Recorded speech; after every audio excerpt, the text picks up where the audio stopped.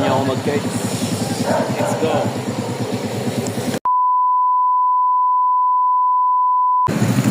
So, isang mapagpalang umaga sa ating lahat. Happy Lord's Day sa lahat.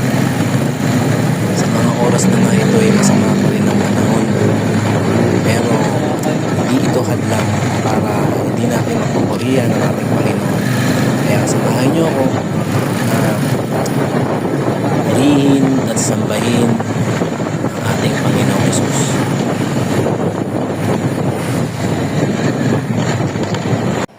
Let's go. Yan.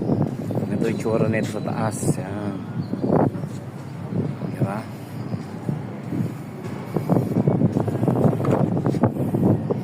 Makikita nyo may malaking rebulto ron, no? Hindi sa atin yan.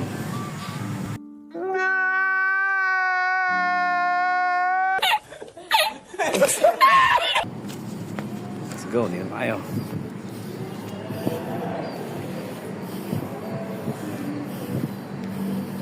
Dito ang aming church.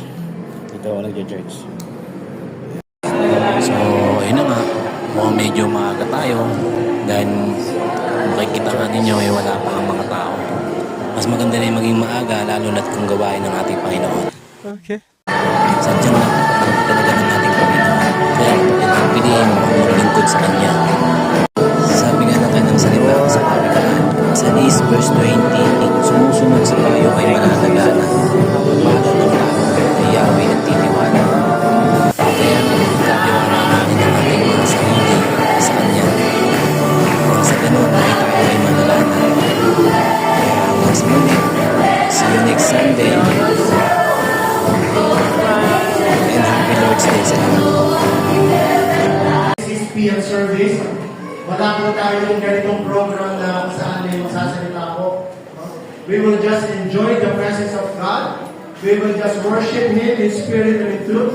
So we will invite you, we want to invite each and everyone sa ating worship night. Sabi mo worship night.